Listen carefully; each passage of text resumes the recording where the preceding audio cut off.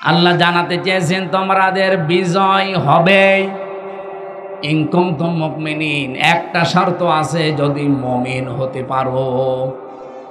যেই ঢাকা বিশ্ববিদ্যালয়ে শহীদ আব্দুল মালিকের মাথায় ইট দিয়ে এসেছে, মগজ বের করে উল্লাস করেছিল তোফায়েল আহমেদ, অথচ সেই ঢাকা বিশ্ববিদ্যালয় আজ 1-2 ভোটের ব্যবধানে না ইসলামপন্থী যারা, বিশেষ করে একামতের দিন যারা দুনিয়ায় কায়েম করতে চায়, তারা 3 ডবল ভোট পেয়ে পাশ করে গেছে। ভোটের আগের দিনও বলছিল যে ওদের জরিপ, যেটা আমি এক সাংবাদিকের জরিপ দেখলাম, উনি বলছিল ভোটের আগের দিনও যে ঢাকা বিশ্ববিদ্যালয় ইসলামপন্থী যা আছে সবাই যদি এক হয়, সর্বোচ্চ ভোট তারা পেতে পারে 3000, অথচ ভোট পেয়েছে প্রায় 14,500 একজনেই। এগুলোকে ফেরেশতারা দিয়ে গেল। আল্লাহ পাক অবশ্যই তার সাহায্য পাঠিয়েছেন, কথা বলেন না কেন? তাছাড়া এ বিশাল বিজয়, নিরঙ্কুশ বিজয়, এটা আসা সম্ভব ছিল না। আর আমার বামরা এখন পাগল হয়ে গেছে। আপনি আজকে একটা লাইভ দেখলাম, হারপিক মজুমদার, ওনার নাম কি আমি জানি না, নিশাত মজুমদার নাকি নাম জানি, নিজম, ওনার নাম মানুষ বলে যে হারপিক মজুমদার। এ লোকটা কান্না কান্না কণ্ঠে পাগল হয়ে গেছে যে হইল কি। আমার তো মনে হচ্ছে ডাকসুর নির্বাচনের পরে অনেকের মাথায় অলরেডি বাস পড়ে গেছে যে হইল কি। যারা এতদিন পর্যন্ত আশায় বুক বেঁধেছিল যে 240টা সিট আমরা এমনি পাবো, যেখানে 14,500 আর 5,000, তারা কালকে থেকেই চিন্তায় নেমেছে। ওই মাঝির মতো যে আমার হইল কি। দাদা তো বেশি নেই, গল্পগুলো আমার মনে হয় বাস্তবের সাথে করে মিলে যায়। আল্লাহ পাক বলেন, কেন এই কিতাব থেকে তোমাদেরকে শোনাচ্ছি জানো? আপনি দেখেন তো বাংলাদেশের সাথে এবার মেলে কিনা। আমার তো তাফসীর পড়ার পরে দেখি একেবারে খাপের খাপ মিলে যায়। ওয়ানাজআলাহুম আইম্মাতান, আমি আল্লাহ নিজে ইচ্ছা করলাম, নুরিদু, আমি নিজে ইচ্ছা করেছি যে এই দুর্বল দলটাকে এই জমিনের আমি নেতা বানাবো। আপনি দেখেন না ডাকসুতে আল্লাহ অলরেডি নেতা বানিয়ে দিয়েছে এই দুর্বল দলটাকে। এটা তার প্রমাণ। নাজআলাহুমুল ওয়ারিসিন, এবং এই জমিনের আমি শাসন ক্ষমতা ওয়ারিস তাদেরকে বানিয়ে দেব। আল্লাহ বলেন কেন বানাবো জানো? অনুমাক্কিনা লাহুম ফিল আরদ, এই জমিনে আমি শুধু তাদেরকে ওয়ারিস বানাবো না, ক্ষমতায় বসিয়ে দেব। বলেন তো অর্থ ঠিক আছে কিনা? অনুমাক্কিনা লাহুম ফিল আরদ, তাদেরকে জমিনের মাকান দেব, ক্ষমতা দেব, পাওয়ার দেব, চেয়ার দেব, রাষ্ট্র ক্ষমতায় তাদেরকে বসাবো। কেন? অনুরিয়া, আমি আল্লাহ দেখাতে চাই ফিরআউনা ও হামানা, ফিরআউনকে, হামানকে, ও জুনুদাহুমা, এবং তার দলের লোকদের, সৈন্যবাহিনীদেরকে, মিনহুম মা কানু ইয়াহদারুন, যাদের ব্যাপারে ফিরআউন, তার মন্ত্রী পরিষদ হামান এবং তার জনগণ, তার দলের লোকেরা, তার সৈন্যবাহিনী যাদেরকে সবচাইতে বেশি ভয় করত, আশঙ্কা করত এরা আসলে কি না কি হয়ে যায়, তাদেরকে আমি বসাবো ওদের দেখানোর জন্য। আমার তো মনে হচ্ছে এই 54 বছরে যাদেরকে এই দেশের ফেরাউনেরা, মন্ত্রী পরিষদের হামানরা আর তাদের সৈন্যবাহিনী, তাদের দলের লোকরা বেশি ভয় পেয়েছে, আশঙ্কা করেছে যাদের ব্যাপারে, আল্লাহ যেন তাদেরকে হাতে ধরে আজ রাষ্ট্র ক্ষমতায় বসাতে চাচ্ছেন। আমরা চাই এই দেশে যিনি আছেন উনি বিদায় নেওয়ার আগে যেন এই কাজটা করে যায়, তাহলে আপনি অমর হয়ে থাকতে পারবেন। জনগণের মাঝে 92% মুসলমান এই দেশে আমরা বাস করি। আপনি মানুষের মনিকটায় থাকবেন। আর যদি এ সমস্ত কাজ না করে, গানের মাস্টার দিয়েছেন, কয়েকদিন পরে নাচের মাস্টার দেবেন, কয়েকদিন পরে বাকিটা বললাম না, একটা করে এই দিতে চান। ফেব্রুয়ারির 12 তারিখে নির্বাচন, বিদায় যদি নিয়ে চলে যান, দেশের মানুষ হাসিনার চাইতেও বেশি ঘৃণা করবে আপনাকে। কারণ এই দেশে বিশেষ করে ইসলাম আর স্বাধীনতা, এই দুইটা বিষয়ে মানুষ কিন্তু সচেতন। এই দুইটা নিয়ে যারা মিথ্যা প্রচারণা চালায়, জনগণ গতকালকে তাদের জবাব অলরেডি দিয়ে দিয়েছে। এই 54 বছরে এইটা নিয়ে মিথ্যা কথা ছড়িয়েছে। এই যে বদরউদ্দিন ওমর, এই লোকটা ইতিহাসবিদ, উনি ইতিহাস লিখতে গিয়ে জানিয়েছে যে মুক্তিযুদ্ধ নিয়ে বাংলাদেশে যত ইতিহাস লিখা এর 100 ভাগের 92 ভাগ সব মিথ্যা। সে একজন মুক্তিযোদ্ধা, ইতিহাসবিদ, বুদ্ধিজীবী, আন্দাজে কথা হয়তো বলে নাই, জেনে শুনে দেখে শুনে বলেছে। তার মানে এই 54 বছরে আমাদেরকে যেটা খাওয়ানো হয়েছে এর 100 ভাগের 92 ভাগ মিথ্যা। এটা ঢাকা বিশ্ববিদ্যালয়ের ছাত্র ছাত্রীরা অলরেডি বুঝে ফেলেছে। এতদিন যারা আশাই করেছিল যে আমরা 290টা সিট পাবো, এমনকি কেউ কেউ এই আসনের একজন বলেছিল যে শুধু প্রসাব করবো, ভেসে চলে যাবে। আপনার এসব প্রসাব জমা হয়ে আছে, 15 বছরে আপনি কি করছিলেন? 15 বছরে প্রসাব করতে পারেননি, সব ভেসে চলে যেত। এই চাপাবাজি করা বন্ধ করা লাগবে, কারণ এদেশের মানুষ এখন বুঝে ফেলেছে এই প্রতারণা, চাপাবাজি, এই মিথ্যা এখন আর জনগণ খায় না। এই জন্যই 5000 আর 14,500 কথা বলে না কেন? সুন্নাত নয় শুধু দাওয়াতের মেহমান, সুন্নাত নয় শুধু খাওয়া শেষে মধুপান, আরো কিছু সুন্নাত আছে তুমি জানো কি? জানলেও জীবনে কখনো তা মানো কি? সুন্নাত শুধু নয় মজলুম সহায়ক, সুন্নাত ওহুদে জালিমের প্রতিরোধ, সুন্নাত শুধু নয় নমনীয় আলাপন, সুন্নাত ওহুদে জালিমের প্রতিরোধ, সুন্নাত শুধু নয় মেশরতে যাওয়া, আর সুন্নাত হলো রাষ্ট্রনায়ক হওয়া, মহাব্বতে তার সুদিনের সাথী তুমি, হামজার মতো তার পাশে থাকো কি? আরো কিছু সুন্নাত আছে তুমি জানো কি? জানলেও জীবনে কখনো তা মানো কি? আলহামদুলিল্লাহ। চুয়াডাঙ্গা জেলার আলমডাঙ্গা থানার অন্তর্গত জগন্নাথপুর শ্রীরামপুর হাই স্কুল ময়দানে দারুসফা হাফিজিয়া কওমিয়া মাদ্রাসা এতিমখানা ওয়ালিল্লাহ বোর্ডিংয়ের উদ্যোগে জগন্নাথপুর আলমডাঙ্গা চুয়াডাঙ্গার উদ্যোগে 2 দিন ব্যাপী তাফসীরুল কোরআন মাহফিলের সমাপনী রজনীর স্বনামধন্য সভাপতি জনাব হাফেজ মাওলানা মুফতি সিকান্দার আলী দামাত বারকাতুহুমুল আলিয়া, বলেন আমিন।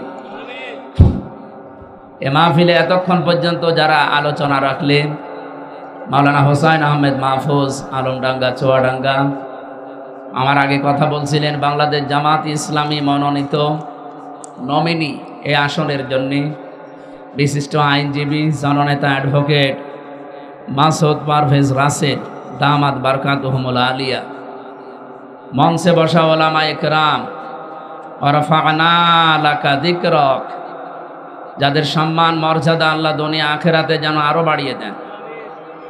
আরো জোরে বলেন। আমি আগে সম্মান কামনা করলাম কাদের বলেন তো? আলেমদের। আপনি কথা শুনতেছেন, একটু জবাব দেবেন, মনে করবেন ক্লাস চলছে। দেখবেন পৃথিবীতে যেখানে ক্লাস হয় সর্বোচ্চ আমরা দেখেছি 1 থেকে একেবারে মাস্টার্স পর্যন্ত, শুধুমাত্র যারা পিএইচডি করে গবেষণা করে তাদেরটা বাদ দিয়ে আমি যত ক্লাস পেয়েছি এ পর্যন্ত সর্বোচ্চ 45 মিনিট, এরপরে আর একজন শিক্ষক এসে হাজির। আপনি যত ভালো শিক্ষক, যত ক্লাস সুন্দর করে নেন, 45 মিনিটের পরে আপনাকে কিন্তু আর নিতে দেবে না, ঘন্টা পড়ে যাবে, আর একজন এসে দাঁড়িয়ে থাকবে, আপনাকে বের করে দেবে। এই নিয়ম সারা দুনিয়ায় আছে না নেই? শুধুমাত্র যারা গবেষণা করে তাদেরটা আলাদা, কিন্তু ক্লাস সিস্টেম এইগুলোই। এই যে ক্লাসের এই 45 মিনিট এটা ভাগ করেছে যারা, এরাকে আন্দাজে করেছে। বলেন বলেন, তারা চিকিৎসা বিজ্ঞান, এই মাথার যে সেলগুলো আছে যেগুলোতে মানুষের কথা রিসিভ করে, এর উপরে গবেষণা চালিয়ে দেখেছে মানুষ সর্বোচ্চ 45 মিনিট পর্যন্ত কথা রিসিভ করতে পারে। এরপরে কিছু দিলে আগেরটা ভুলে যায়, পরেরটা যোগ হয়। আপনি টের পাচ্ছেন কি বলছি? এই জন্য 45 মিনিটই নিয়ম। আপনারা দার্স যারা দেয় দেখবেন সর্বোচ্চ 45 মিনিট, এর ওপর আর যেতে দেয় না। তা আমরা ক্লাসটা আর 15 মিনিট বাড়িয়ে সর্বোচ্চ 1 ঘন্টা করতে চাই। থাকবেন তো ইনশাল্লাহ? জবাব দেবেন প্রতিটা কথার, আমি অন্তত টের পাবো যে না ক্লাস হচ্ছে। আর যদি আপনারা কোনো কথা না বলেন, আমি মনে করবো কবর স্থানে আছে। তো এই জায়গায় আমি প্রথম কথা বললাম, ওয়ারাফা'না লাকা যিকরাক, আলেমদের মর্যাদা সম্মান যেন আল্লাহ আরো বাড়িয়ে দেয়। এখন আলেম কারা? নামের আগে এরকম সেকান্দার ভাই, আমির হামজা, হোসাইন, এদের মতো যে মাওলানা লেখা আছে, মুফতি লেখা আছে, এরাই আলেম নাকি? না। রব্বুল আলামিন বলেন আলেম কারা? কিয়ামতের ময়দানে যে 5টা প্রশ্ন মানুষকে করা হবে, তার 5 নম্বরে এটা, ওয়ানে ইলমিহি মাযা আমিলা ফি, মুত্তাফাকুন আলাই। বুখারী মুসলিমের যত হাদিস, কিয়ামতের সর্বশেষ প্রশ্ন এইটা থাকবে, যতটুকু জানতে তার উপরে কতটুকু মানতে, এটা বলো। তার মানে যে জ্ঞান অনুযায়ী আমল করে, কাজ করে, এই লোকটাই আলেম। আর জ্ঞান অনুযায়ী, এলেম অনুযায়ী যে লোকটা কাজ করে না, ও আল্লাহর কাছে আলেমের বিপরীতে যেটা আছে জালেম। আমি যে আলেমের বিপরীতে জালেম বললাম, এটা আমি বানালাম। বলেন বলেন। সূরা বাকারা 1 নাম্বার পারা 20 নাম্বার পৃষ্ঠার 13 নাম্বার লাইনের 140 নাম্বার আয়াতের প্রথম অংশে আছে, ওমান আযলামু মিম্মান কাতামা শাহাদাতান ইনদাহু মিনাল্লাহ। আল্লাহ পাক বলেন, তোমরা যাদেরকে আলেম মনে করো, আমার ভাষা দেখো, ওমান আযলাম ইসমে তাফজিল দিয়েছেন, এটা সুপারলেটিভ ডিগ্রি বলা হয় ইংরেজিতে। আমি আল্লাহর দৃষ্টিতে সবচাইতে বড় জালেম ওই লোকটা, মিম্মান কাতামা শাহাদাতান ইনদাহু মিনাল্লাহ, যার কাছে কোরআনের জ্ঞান আছে, এটার জ্ঞান থাকার পরেও দুনিয়ার কোনো স্বার্থ পেয়ে গোপন করে দেয়, এটা আলেম না, এটা বড় জালেম। আল্লাহ কোন ছোটখাটো জালেমের পরিচয় দেননি, আল্লাহ বলেন বড় জালেম। কোরআনের জ্ঞান থাকার পরেও দুনিয়ার কোন স্বার্থে যারা গোপন করে রাখে, এমন জ্ঞানী মানুষ এই দেশে ছিল না, এখন নেই, ভবিষ্যতে আসবে না। আল্লাহ পাক বলেন যদি ভবিষ্যতে নাই আসবে তাহলে কাতামা দিলেন কেন? এটা মাঝি, অতীতের শব্দ, পাস্ট। আল্লাহ বর্তমান ভবিষ্যৎ দিতে পারতেন, অতীতে ছিল, এখনো আছে, ভবিষ্যৎ বলতে কিয়ামত পর্যন্ত থাকবে। যারা জ্ঞান পাবে, এলেম পাবে, কিন্তু দুনিয়ার স্বার্থ পেয়ে গোপন করে রাখবে। অথচ আলেমের মর্যাদা এত বেশি, এত বেশি আল্লাহ দিয়েছেন। দুনিয়াতে যত বান্দা বান্দি আছে আল্লাহর, সবচাইতে বেশি সম্মান মর্যাদা আল্লাহ পাক দিয়েছেন এই আলেমদের। বিশ্বনবী জানিয়েছেন, আকাশের দিকে তাকালে লক্ষ কোটি কোটি তারকা দেখা যায়, কিন্তু চন্দ্র দেখা যায় কয়টা? বলেন বলেন। ওই একটা চন্দ্রের মতো আমি আর তামাম দুনিয়ায় যা আছে, যত তারকা আছে, সবগুলো আমার উম্মত। একথা বলে নবীজি শেষ করে দিলে আমি হাদিসটা বলতাম না। বিশ্ব নবী জানিয়েছেন এই তারকারাজির ভেতরে এই চন্দ্রের মর্যাদা যেমন, পৃথিবীর সাধারণ মানুষের তুলনায় একজন আলেমের মর্যাদা ওই রকম। কারণটা আমি আবিষ্কার করেছি সূরা ফাতির 22 নম্বর পারার 16 নম্বর পৃষ্ঠার 12 নম্বর লাইনের, এটা 28 নম্বর আয়াতের মাঝের অংশে আছে, ইন্নামা ইয়াখশাল্লাহা মিন ইবাদিহিল উলামা। অবশ্যই আমি আল্লাহ এই পৃথিবীতে যত বান্দা বান্দি বানিয়েছি সবচাইতে বেশি ভয় করে আমি আল্লাহকে আলেমরা। কারা? আল্লাহ পাক ইন্না দিয়ে আরম্ভ করতে পারতেন, মা যদি নাও দিতেন তাও আমরা অর্থ করতে পারতাম না। আলেমরা, আপনি মুফতি সাহেবকে বলেন মা না দিলেও আমি অর্থ করতে পারবো। মা দিয়েছেন কেন? আরবি গ্রামার অনুযায়ী ইন্নার সাথে যদি মা যোগ হয় বাংলা অর্থ দাঁড়ায় কেবলমাত্র, শুধুমাত্র, একমাত্র। তার মানে আল্লাহ বোঝাতে চেয়েছেন এই পৃথিবীতে একমাত্র আমি আল্লাহকে ভয় করে শুধুমাত্র আলেমরা। এখন আলেম কারা? ওই যে হাদিস বলছিলাম প্রথমে, যেটা ওই হাদিসের ব্যাখ্যা এসেছে আয়াতে, আলেম হচ্ছে তারা যারা তাদের জ্ঞান অনুযায়ী কাজ করে দুনিয়ায়, এইটাই আল্লাহর কাছে আলেম। কারণ কিয়ামতের কঠিন ময়দানের 5 নাম্বার প্রশ্ন কিন্তু এইটা হবে। রব্বুল আলামিন এই সমস্ত আলেমগুলোকে ইমাম আবু হানিফা রহমতুল্লাহ আলাইহির মতো আলেম হিসাবে কবুল করেন, বলেন আমিন।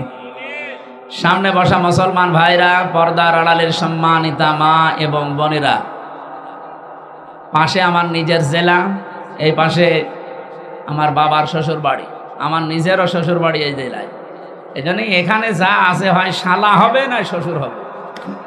হয় আমার নিজের শালা নাই বাবার শালা, নিজের শ্বশুর নয় বাবার শ্বশুর, এরকম লোকজনই বেশি আছে। মা বোনদের ভেতরে হয় মামি আছে, খালা আছে, নাই ভাবি আছে। খুব বেশি হলো মামা তো, খালা তো, ফুফুতো বোন আছে। সবাই আমার আপনজন। পুলিশগুলো হয়তো বাইরের জেলার, ওদেরকেও শালা বললে অসুবিধা নেই। সবাইকে নিয়ে দরবারে ইলাহিতে একটু শুকরিয়া আদায় করছি। এই গরমের ভেতরে আসলে অনুষ্ঠানগুলো হয় না, এগুলো শীতের সময় হয় বেশি। তারপরও কোরআনে কারীম শোনার জন্য যারা এসেছেন বলেন আলহামদুলিল্লাহ। এ পৃথিবী তৈরি হওয়ার পর থেকে আজকে পর্যন্ত, আমি হাদিস পড়েছিলাম মুসলিম শরীফ থেকে, এটা পৃথিবীতে আল্লাহ সবচাইতে বেশি খুশি হন, আনন্দ পান কখন? নবীজি বলেন আল্লাহ পাক যদি কারো উপরে বেশি খুশি হয় তাহলে তার বাড়িতে আল্লাহ কন্যা সন্তান পাঠায়। সুতরাং চুয়াডাঙ্গাবাসী যাদের বাড়িতে আল্লাহ মেয়ে দিয়েছে, কন্যা দিয়েছে, আপনি বিশ্বাস করতে পারেন আল্লাহ আপনার উপরে খুশি হয়েছে। শুধু কন্যা দিয়েই এ পর্যন্ত শেষ না। বিশ্ব নবী বলেন এই কন্যাটা কারো বাড়িতে যখন জন্ম নেয় সঙ্গে সঙ্গে 4 জন ফেরেশতা এসে হাজির হয়। এই মেয়েটার মাথায় হাত বোলাতে থাকে আর বলতে থাকে এই দুর্বল দেহ একটা দুর্বল দেহ থেকে বের হয়ে এসেছে।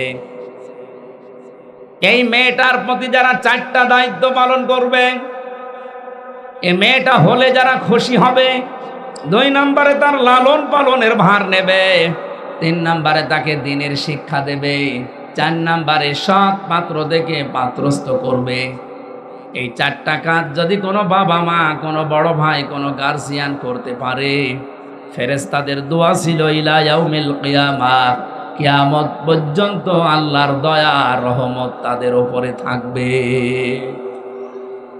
আপনি হাদিসের ভাষার দিকে লক্ষ্য করেন, ফেরেশতারা কিন্তু বলে না যে দুনিয়া পর্যন্ত, কিয়ামত পর্যন্ত। তার মানে কিয়ামতের কঠিন ময়দানেও যদি আপনি বিপদে পড়ে যান, এই মেয়ের প্রতি 4টা দায়িত্ব পালন করলে আল্লাহ পাক ফেরেশতাদের দোয়া আপনার জন্যও কবুল করবে। মেয়ে হলে আপনি জান্নাতি না, 4টা দায়িত্ব পালন করতে হবে, মাস্ট বি। 1 নাম্বার আপনাকে খুশি হওয়া লাগবে, কারণ আল্লাহ নিজে আপনাকে মেয়ে দিতে পেরে খুশি। সুবহানাল্লাহ বলতে পারেন না? আল্লাহ নিজে খুশি হন যখন তখন মেয়ে দেন, কিন্তু কাফেরদের স্বভাব আলাদা। কোরআনে কারিমে সূরা নাহলের ভেতরে পড়েছি وإذا بشر أحدهم بالأنثى ظل وجهه مسودا وهو كظيم। হে নবী, ওদেরকে যখন আপনি সুসংবাদ দেন যে মেয়ে হয়েছে, আপনি লক্ষ্য করে দেখবেন কাফের যারা তাদের মুখ কালো হয়ে গেছে। মেয়ে হলে মুখ কালো হয়ে যায় কাদের? জবাব দিলেন না? এলাকায় যাদের মেয়ে হলে মন খারাপ হয় এরা কি কাফের?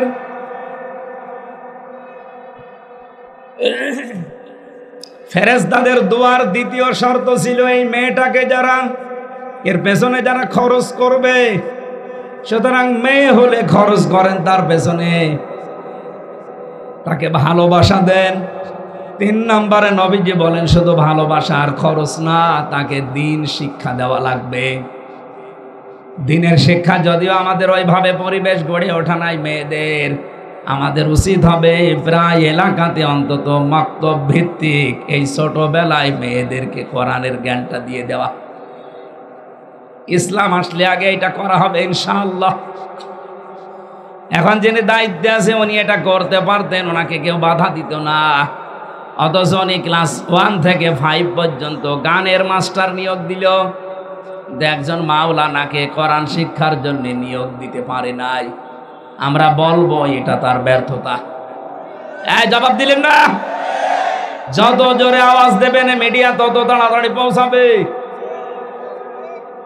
হ্যাঁ, প্রশ্ন আসতে পারে এখান থেকে চিল্লাচিল্লি করে কি হবে? আপনি টের পাচ্ছেন? এটা এখন এখানে শুধু নেই, এটা এখন আন্তর্জাতিক বিশ্বে পর্যন্ত চলে যাচ্ছে। বিশেষ করে যারা দায়িত্বে আছে তাদের কান পর্যন্ত যেন পৌঁছায়। দিনের জন্য যে যতটুকু নড়াচড়া করবে আল্লাহ এটা নষ্ট করে না। আপনারা জানেন একটা ব্যাঙ পেশাব করেছিল ইব্রাহিম নবী, যে আগুনে পুড়ে যাচ্ছিল, ওই আগুনের দিকে ফেরেশতা জিবরাইল এসে বলছিল তোমার এই পেশাবে কিছুই হবে না। ব্যাঙ বলেছে ফেরেশতা আমি জানি আমার পেশাব কিছু হবে না, আমি নিজেও বিশ্বাস করি, কিন্তু আমি আল্লাহকে দেখাতে চাই যে আমি ইব্রাহিমের পক্ষে আছি, নমরুদের বিপক্ষে আছি। আল্লাহ কথাটা শুনে এত বেশি খুশি হয়েছিলেন, ওই দিন থেকে ওহী নাজিল করে জানানো হয়েছে কিয়ামত পর্যন্ত যত ব্যাঙ আসবে এদের প্রসাব পাক। একটা ব্যাঙ যদি ইব্রাহিম নবীর পক্ষে থেকে তার প্রসাব পাক হয়ে যায়, আজ আমরা কোরআনের পক্ষে যেটা মুহাম্মদুর রাসূলুল্লাহর উপরে নাজিল হয়েছে এর পক্ষে থাকলে আমাদের জীবনও আল্লাহ পাক করে দেবে। সুতরাং এই আওয়াজ আমরা আরশ পর্যন্ত পৌঁছাতে চাই।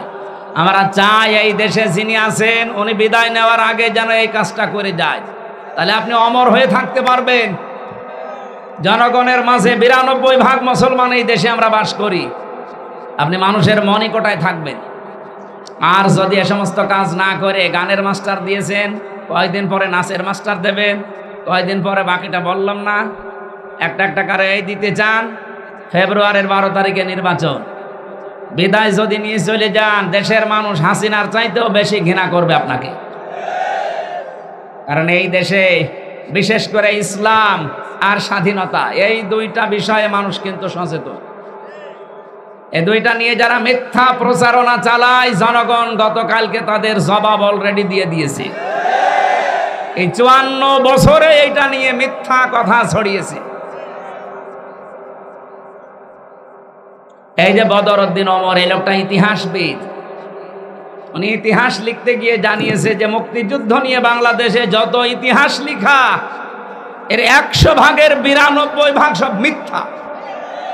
সে একজন মুক্তিযোদ্ধা, ইতিহাসবিদ, বুদ্ধিজীবী, আন্দাজে কথা হয়তো বলে নাই, জেনে শুনে দেখে শুনে বলেছে। তার মানে এই 54 বছরে আমাদেরকে যেটা খাওয়ানো হয়েছে এর 100 ভাগের 92 ভাগ মিথ্যা।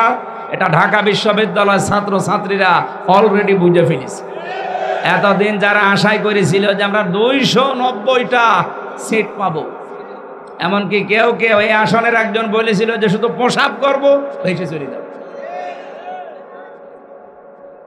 আপনার এসব প্রসাব জমা হয়ে আছে, 15 বছরে আপনি কি করছিলেন? 15 বছরে প্রসাব করতে পারেননি, সব ভেসে চলে যেত। এই চাপাবাজি করা বন্ধ করা লাগবে। কারণ এদেশের মানুষ এখন বুঝে ফেলেছে এই প্রতারণা, চাপাবাজি, এই মিথ্যা এখন আর জনগণ খায় না। এই জন্যই 5,000 আর 14,500 কথা বলে না কেন? যে জোয়ার উঠেছে এ জোয়ার থামানো আর সম্ভব না। আমার আজকে গণসংযোগ ছিল কুষ্টিয়াতে সদরে।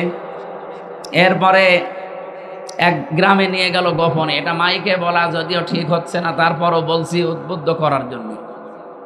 একটা গ্রামে 10 জন গ্রাম্য প্রধান পুরা এলাকায়, গ্রামটা প্রায় 1.5 কিলোমিটার, 10 জন মিলে ওনারা যা বলে ওই এলাকায় সবাই মিলে তাই করে। ওনারা আজকে বলছে আমরা দিন কায়েমের এই একামতে দিনের আন্দোলনে শরিক হতে চাই, আপনি আসেন, আমাদেরকে অন্তত ফরম পূরণ করে দলে যোগ দেন, আমরা গোপনে ইসলামের জন্য কাজ করতে চাই। এই মাগরিবের নামাজ পড়ে কালেমা পড়িয়ে তাদের কেবল আসলো। এটাতে শুধু কুষ্টিয়া চুয়াডাঙ্গা না, সারা বাংলাদেশের 630টা থানায় আমার যাওয়া লাগছে। সারা দেশেই ঝড় উঠে পড়েছে। আর আপনারা জানেন ঝড় যদি ওঠে অন্তত ঝরা পাতাগুলো কিছু না কিছু উপরে ওঠে। এদেশের যত ঝরা জনগণ আছে এবার আমার মনে হয় উপরে উঠতে আরম্ভ করেছে, সংসদ পর্যন্ত চলে যাবে ইনশাআল্লাহ। এই জন্য দিনের শিক্ষার ব্যবস্থা যেহেতু এখনো গড়ে উঠে নাই সব জায়গায় কাঙ্ক্ষিত মানের, আপনারা নিজেরা দায়িত্ব নিয়ে ফেরেশতাদের এই দোয়াটা যেন আপনার জন্য কবুল হয়, এই জন্য মেয়ে হোক ছেলে হোক 3 বছর আগে কোরআনের শিক্ষায় শিক্ষিত করে নেবেন। এটা আমার আহ্বান। এই পাশের জেলা থেকে বারবার বলছি, আপনার ছেলে ডাক্তার হবে, ইঞ্জিনিয়ার হবে, অ্যাডভোকেট হবে, কোনো অসুবিধা নেই। 3 বছর শুধু নুরানিতে একটু কোরআন আর হাদিস ভালোভাবে পড়ান, ও যেখানেই যাবে অন্তত দুর্নীতিগ্রস্ত হবে না ইনশাআল্লাহ। আরো বড় বেনিফিট আছে, আপনাকে শেষ বয়সে আলাদা করে দেবে না, এমনকি আপনাকে বৃদ্ধাশ্রমেও রেখে আসবে না। কারণ এই যে ভেতরে মাল আছে, আর এটা যদি না থাকে না আপনাকে আলাদা তো করবেই, কারণ আপনার মর্যাদা সে তো জানে না। আল্লাহর পরে যে আপনার স্থান আপনার ওই ছেলেও জানে না, মেয়েও জানে না। এই যে রাজশাহীতে ট্রেনে মাথা দিয়ে একজন মরে গেল, বৃদ্ধ মানুষ, অথচ তার 4টা ছেলে 3টা মেয়ে, সব হায়ার এডুকেটেড, অনার্স মাস্টার্স করা। লোকটাকে এত যন্ত্রণা দিয়েছে, লোকটার বউ বেঁচে ছিল না, মারা গেছে। 7টা ছেলে মেয়ে জানেই না যে বাবা কি জিনিস, সারা দিন খেতে দেয়নি। বৌমাও গুলো বেশ এরকম আধুনিক, খোঁজ খবর নেয়নি, গুরুত্ব দেয়নি, জীবনের উপরে বিতৃষ্ণা, শেষ পর্যন্ত এসে রেলে মাথা দিয়ে মরে গেছে। আপনার জীবনে যে এরকম হবে না আপনি বিশ্বাস করছেন কি করে? আমি গ্যারান্টি দিতে পারি, যদি 3 বছর আপনি এইটা তার অন্তরে ঢুকিয়ে দিতে পারেন, ও যত বড় জায়গায় যাক আল্লাহর পরে আপনার স্থান ওর কিন্তু সবসময় মনে থাকবে। 4 নম্বরে তাকে সৎ পাত্র দেখে পাত্রস্থ করা লাগবে। এই 4টা কাজ যদি করেন, শুধু দুনিয়া না, কিয়ামত পর্যন্ত আল্লাহর দয়া আর রহমত আপনার সাথে থাকবে। এই দোয়া কি আমির হামজার না ফেরেশতার? ফেরেশতাদের দোয়া কবুল হতে দেরি হবে? আমাকে আল্লাহ 3টা মেয়ে দিয়েছে, এই 3টার প্রতি যেন এই 4টা করে দায়িত্ব আমি পালন করতে পারি, বলেন আমিন। আপনার নিজেদের জন্যও বলেন আমিন। 2 নম্বরে আল্লাহ যদি আরেকটু বেশি খুশি হয় কারো উপরে, তখন তারে রোগ ব্যাধি দেয়। অথচ অনেক মানুষ আমরা এটাই নারাজ। রোগ হলে আপনি মনে করবেন যে কিছু না হোক একটা পাপ মোচন হচ্ছে। এমনকি যদি আপনার জ্বরও হয় মনে করবেন একটা গোনা মাফ হয়ে গেল। এই যে ফোট ওঠে না শরীরের বিভিন্ন জায়গায়, ফোড়া বলে, এই ফোড়া যদি হয়, এই যে ফোড়া নষ্ট করতে গেলে একটু কষ্ট হয়, ব্যথা লাগে, এই ব্যথা লাগলো আপনার গোনা মাফ। এই জন্য রোগ ব্যাধি যাদের হবে আপনি মনে করবেন আল্লাহ আপনাকে আরেকটু বেশি ভালোবেসেছে। 3 নম্বরে নবীজি বলেন, আল্লাহ যদি লোকটাকে আরেকটু বেশি ভালোবাসে, 3 নম্বরে তার বাড়িতে আল্লাহ মেহমান পাঠায় না। এইটাই আমরা আবার নারাজ। আল্লাহ বলেন আমি আনন্দিত হই, খুশি হই যখন একজন মানুষের উপরে আমার সন্তুষ্টি বেশি প্রকাশ হয়, তখন তার বাড়িতে আমি মেহমান পাঠিয়ে দেই।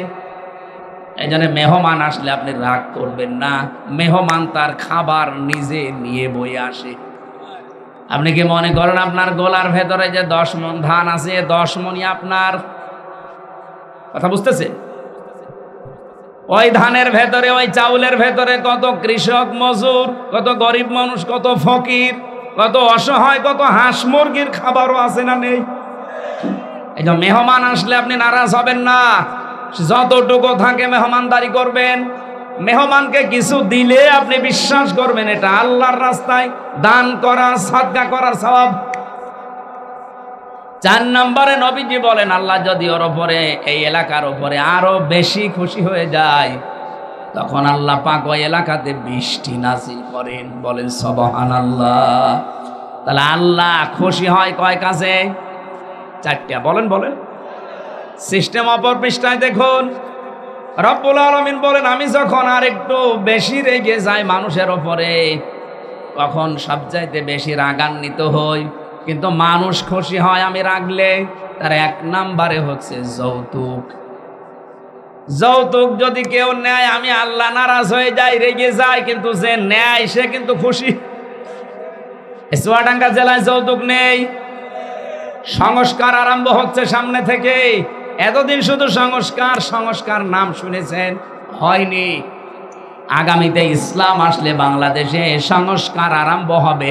সামাজিক এই ব্যাধি, মানবতার সাথে যে কৌতুক চলছে, এই যৌতুক ঝাঁটা পিটাই করে বিদায় করা হবে ইনশাআল্লাহ। যৌতুক আপনি নিতেও পারবেন না, দিতেও পারবেন না, সেই পরিবেশ আমরা তৈরি করবো ইসলাম দিয়ে। এরকম একটা পরিবেশ চান না? চান না? অন্তত মেয়ের বাবারও তো চাওয়া দরকার। আমার তো যতটুকু কোরআন হাদিস পড়ে জ্ঞান হয়েছে, আমার মনে হয় যৌতুকের টাকা না নিয়ে পায়খানা করে খেয়ে ফেলা ভালো। একজন বলল ঠিক, আপনি টের পাচ্ছেন কি বলছি?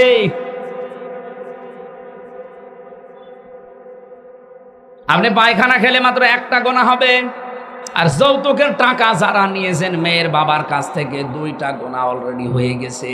একটা হচ্ছে কবিরা গোনা, আর একটা জুলুমের গোনা। ফেরত দেবে। আপনি এদিকে আসে, কয় টাকা নিয়েছেন? এখন ফেরত দেবো। যাক, ওয়াজে তো একটা লোকের অন্তত পরিবর্তন হইল, এই মাহফিল সাকসেস। কয় টাকা নিয়েছেন বলেন তো?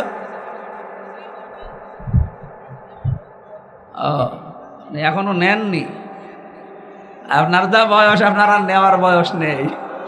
আমি এই বয়সে তো কিছু পাই না।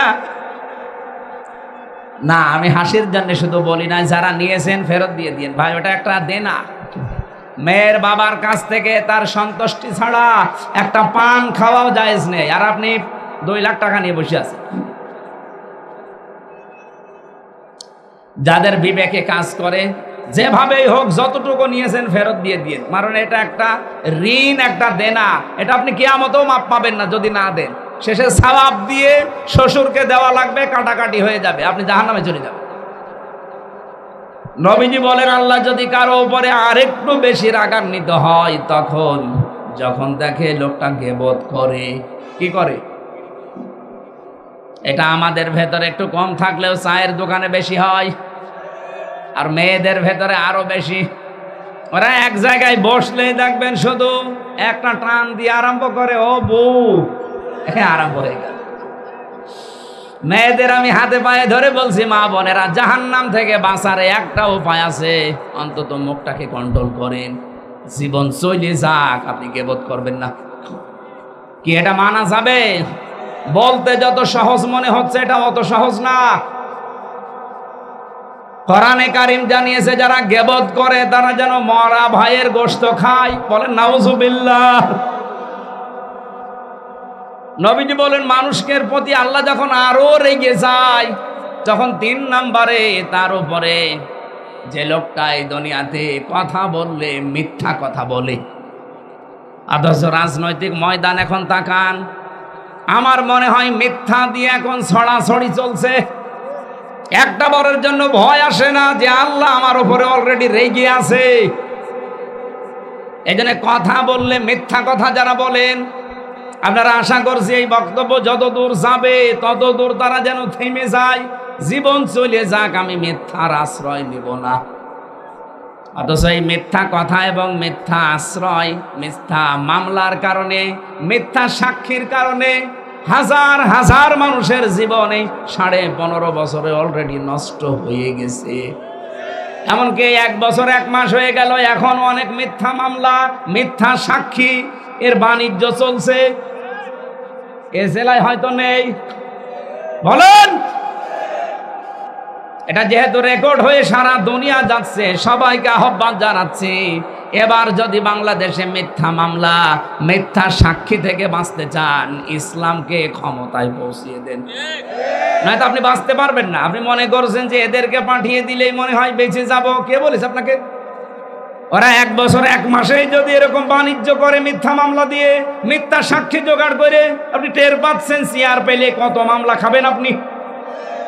এই জন্য ইসলামকে পাঠান। ইসলাম কারো উপরে অবিচার, বলেন বলেন। ইসলাম নিজেই জানিয়েছে লিয়াকুমান নাসু বিল কিসতি, ইসলাম এসেছে মানুষের ভেতরে ন্যায় বিচার কায়েম করার জন্য। সুতরাং ইসলামকে আমরা পাঠাতে চাই।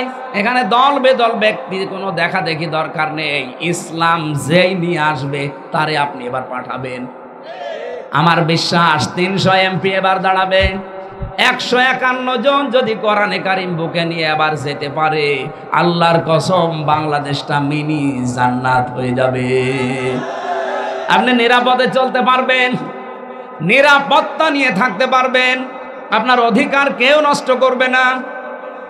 বাইরের দেশগুলোতে সফর করে আমি দেখেছি, তারা কোরআনের আইন 100 ভাগ মানে না, কিন্তু যতটুকু মানে ততটুকুতে তারা নিরাপত্তায় আছে। মনের ভেতরে কোনো ভয় নেই তাদের। মালয়েশিয়ার মতো একটা দেশ বাংলাদেশের চাইতে প্রায় 7 ডবল বড় বিশাল দেশ। আমি প্রতিদিন প্রায় 2000 কিলো 3000 কিলোমিটার শুধু রান করতাম।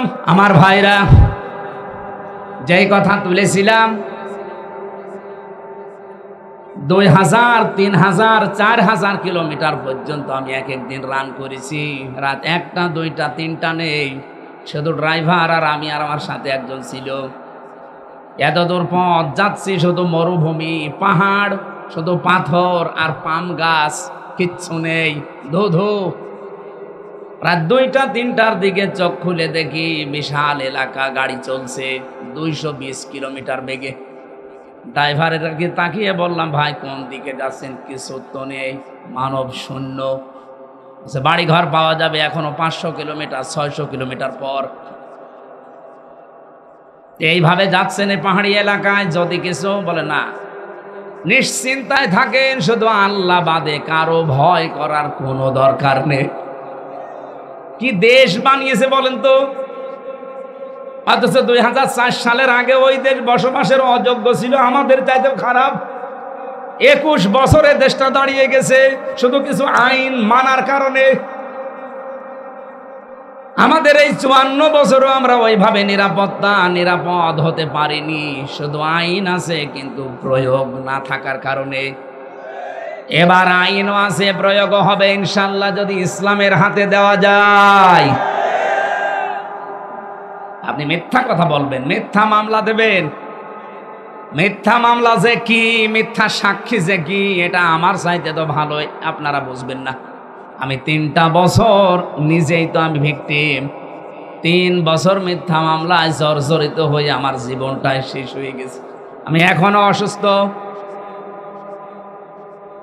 আমার মাথার চুল থেকে পায়ের তালু পর্যন্ত 1 ইঞ্চি জায়গা বাকি নেই যেখানে ওনারা টর্চার করে নাই। রিমান্ডে নিয়ে মাটির নিচে এমন পিটানো পিটিয়েছে, বিশেষ করে পেছনে, শুধু ম্যাডাম ছাড়া কাউকে দেখানো যায় না। ওই যে বসে আছে পেছনে, জিজ্ঞাসা করে আসেন, হয়তো ওনারা না, ওনাদের জাতি ভাই। সেগুলো মানুষ নামে কলঙ্ক, ওগুলো পুলিশ না, ওগুলো পুলিশ লীগ। পুলিশ লীগদের আচরণ যেমন ছিল, আগামী থেকে এইরকম কেউ যেন আর ফিরে আসতে না পারে। কথা বলেন না কেন? এটা থেকে বাঁচতে হলে আপনাকে মাস্ট বি ইসলামকে এবার জায়গায় পৌঁছাতেই হবে, নাই তো আপনি আরো এর চাইতে বেশি নির্যাতনের শিকার হবেন। এখন তো বাড়িতে থাকতে পারেন, তখন বাসতলায় জায়গা পাবেন না। এরপরও যদি না বোঝার ভান করে থাকেন, এদিকে আসে, কানের নিচে এমন জোরে দেব আপনি টের পাবেন। আল্লাহ পাক বলেন আমি আরো বেশি রেগে যাই ওই এলাকার মানুষের প্রতি তখন যখন দেখি তারা ঘুষ খায় আর সুদ দেয়। এলাকায় সুদ আর ঘুষ নেই আছে মানে সারা বাংলাদেশের অবস্থা এক। আপনি একটা অফিস দেখান যেখানে ঘুষ নেই। আপনি বলতে পারেন যে আমি ঘুষ খাই না, এটা ঠিক আছে, কিন্তু আমি ঘুষ দেই না এই কথা বলার মতো যোগ্যতা এখন আমাদের নেই। আপনি জায়েজ হলেও ঘুষ দেওয়া লাগবে, অথচ এটা যে হারাম, পায়খানার মতো হারাম কাজ আমরা অনেকে মনেই করি না। মনে করি এ আর কি একটু দেওয়াই লাগে, এই যে দেওয়াই লাগে এটাই তো আমরা সিস্টেম বানিয়ে ফেলেছি। সুদ এটা তো গ্রাম অঞ্চলে প্রকট আকার ধারণ অলরেডি করে ফেলেছে। এরা হয়তো ব্যাংকের মাধ্যমে সুদ খায় না, কিন্তু টাকা ছেড়ে রাখে। 1000 টাকা দিয়ে রাখে, মাসে মাসে 100 টাকা বেশি পায়। এটা মায়ের সাথে জেনা করার শামিল। এলাকায় যদি এই ব্যবসা কেউ করে থাকেন, কসম আল্লাহর, মুফতি সাহেব আছে, আপনার নামাজ পড়ার দরকার নেই। কারণ মায়ের সাথে জেনা করে এসে নামাজে দাঁড়িয়ে কি বলবেন? কারা কারা সুদ ছেড়ে দেবেন হাত তোলেন তো। এই কয়ছো তাহলে আরে ওয়াজ করে কি করব? আলহামদুলিল্লাহ, দরকার নেই, থাক, আপনারা খান। 4-5 জন তো খাক, বাকি তো আমরা ফেরেশতা আছে আলহামদুলিল্লাহ, নাকি? 4-5 জন যারা আছেন এই লাইনে আপনারা ছেড়ে দেবেন। আর একটা মাসলা আছে এখানে, যারা এই যে টাকা জমি নেন, 1 লাখ টাকা নিয়েছেন, 1 বিঘা জমি দিয়েছেন, যতদিন করে খাবে ততদিন টাকা ফেরত দেওয়া লাগবে না। যখন টাকা ফেরত দেবে জমি ফেরত পাবে। এই সিস্টেমটা সুদ, এটা পাল্টাতে হবে। যারা এগুলো, এর বাংলা নাম কি বলে জানো? বন্ধকি, গেরপি, বন্ধকি, যাই বলেন বাংলায়, এটা বাদ দেওয়া লাগবে ভাই। আপনি দরকার না খেয়ে মরে যান তো দেখি, তাও তো অন্তত এই মায়ের সাথে জেনা করার গোনা আপনার আমল নামায় থাকবে না। এলাকার মানুষ, দেশের মানুষ অন্তত আল্লাহ বুঝবে যে না খেয়ে মরে গেছে। হ্যাঁ, এটার কারণ হচ্ছে ইসলাম। ইসলাম থাকলে এই কাজ হতো না। যতদিন পর্যন্ত ক্ষমতার ঝড়ি, ক্ষমতার খাবারের ঝড়ি আবু জেহেলের মাথায় ছিল, ততদিন পর্যন্ত দেখেছেন জনগণ অনেকে না খেয়ে মরে গেছে, কিন্তু সিস্টেম ছিল একই। ওই ঝড়িগুলো নবীজি আবু জেহেলের মাথা থেকে নামিয়ে ওমরের মাথায় তুলে দিয়েছেন। এমন অবস্থা তৈরি হয়েছে, না খেয়ে মারা যায়নি মানুষ।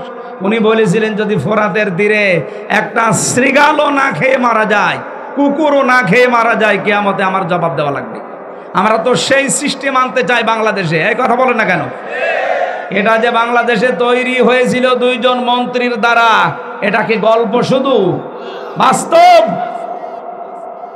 মাওলানা মতিউর রহমান নিজামী, আলী হাসান মোহাম্মদ মুজাহিদ রহমতুল্লাহ আলাইহি এই বাংলাদেশে জীবদ্দশায় দেখিয়েছেন, মন্ত্রী হওয়ার পরেও তাদের জীবনে 2 টাকা না 1 টাকা দুর্নীতি পাওয়া যায়নি।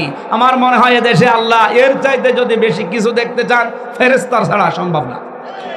কত বড় বড় মানুষ দেখেছি আমি জেলখানা, আমি যেখানে ছিলাম, যে জেলার এসেছিল এত বড় বড় দাড়ি, অথচ ঘুষ খাওয়ার জম।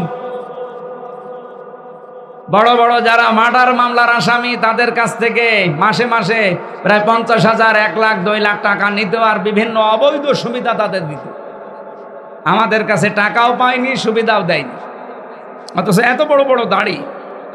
একটা জেলখানার দায়িত্ব পেয়ে যদি নিজেকে কন্ট্রোল করতে না পারে, আর একজন মন্ত্রী 5টা বছর চালিয়েছে, 1 টাকা দুর্নীতি পাওয়া যায়নি, এর চাইতে আবার কি দেখতে চান আপনি?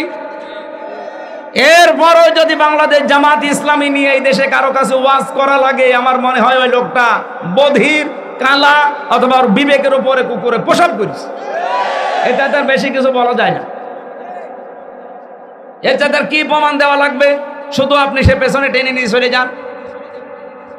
কোন কারণে 47, 52, 51 টান দেন? আপনি 24 টান দিতে পারেন না?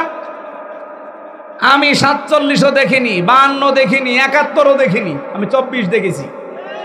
এই দেশ যদি চলে এখন বর্তমানের সাথে মিলিয়ে 24-এর সাথে তাল মিলিয়ে চলা লাগবে।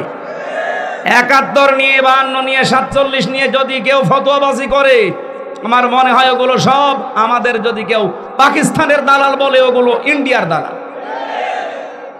এ দেশটাকে পিছিয়ে নেওয়ার জন্য তারাই দায়ী। কয়েকজন পাগল মাঝে মাঝে বের হয়, এদেরকে বাইরে না রেখে আমার মনে হয় পাবনায় পাঠানো দরকার। সেদিন গিয়েছিলাম পাবনায় পাগলা কারাত দেখতে, দেখি পাগল বেশি নেই, খুব অল্প। কর্তৃপক্ষ আমারে বলছে, হুজুর পাগল দেশে নেই নাকি, কেন পাঠাতে পারেন না? পাগল তো বিরায় সবই চলে গেছে। হ্যাঁ পাঠাবো, ফসো পাগলারে পাঠাবো। ফসো পাগলা পাগল না একটা, আপনি দেখেন কি আশ্চর্য গো। এখনো পর্যন্ত এই লোকটা হাসিনার জন্য দোয়া করে। আমি জেলে একজনকে পেয়েছিলাম, আমার উপরতলায় থাকতো, চলচ্চিত্র জগতে উনি কাজ করে, নারী ঘটিত কোন বিষয় নিয়ে জেলে এসেছে।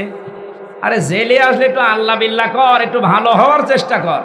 ও শয়তান নামাজ পড়ে দোয়া করছে, রব্বানা আতিনা ফিদ দুনিয়া হাসিনা। কিসের দোয়া করিস? হুজুর খুব ভালোবাসি, আমার খালা আমার মায়েরে খুব ভালোবাসি, রব্বানা আতিনা ফিদ দুনিয়া হাসানা না দিয়ে হাসিনা লাগিয়ে দিই, মানে কোরআনের আয়াতই পাল্টিয়ে ফেলেছে।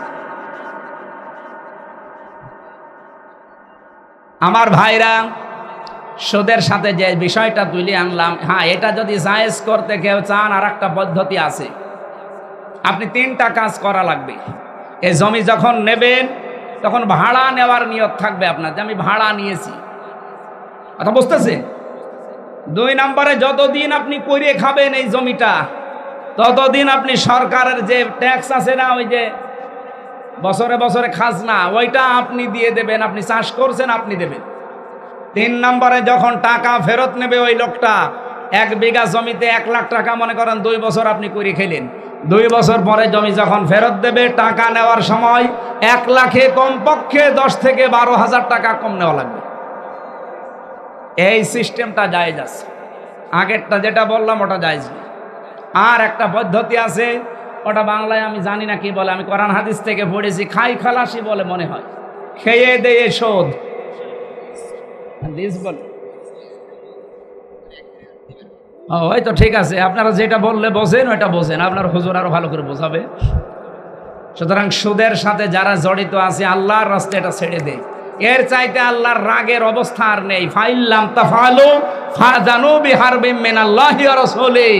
যারা সুদের সাথে জড়িত, এই ঘোষণা শোনার পরেও যদি কেউ সুদ ছেড়ে না দেয়, ও যেন আমি আল্লাহ এবং আমার রাসূলের সাথে যুদ্ধ করার জন্য প্রস্তুতি নাই।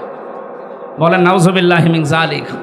আল্লাহ আমাদেরকে তুমি বাঁচাও, আর এমন একটা রাষ্ট্র ব্যবস্থা আমাদের হাতে সামনে তুলে দাও, আমরা যেন সুদকে এই দেশে কবর দিতে পারি। বলেন আমিন। এটা বন্ধ করা সম্ভব। অনেকে বলে না এ সম্ভব না। সম্ভব না মানে? সৌদি আরব চলছে না, আফগানিস্তান চলছে না, সেখানে ব্যাংকিং ব্যবস্থা নেই। আপনি শুধু ইসলামের হাতে তুলে দেন, দেখেন আপনাকে সুদ খাওয়াবে, জনমের মতো খাওয়াবে আপনাকে। মায়ের সাথে জেনা করে এসে আপনি আল্লাহু আকবার বলে নামাজ পড়েন, গা তো শিউরে ওঠার কথা যে মায়ের সাথে জেনা, নাউযুবিল্লাহ। শ্বশুর বাড়ির ফারাজ নিবা, এদিকে আসে। শ্বশুর বাড়ির ফারাজ নেবে আপনার বউ, আপনি কেন?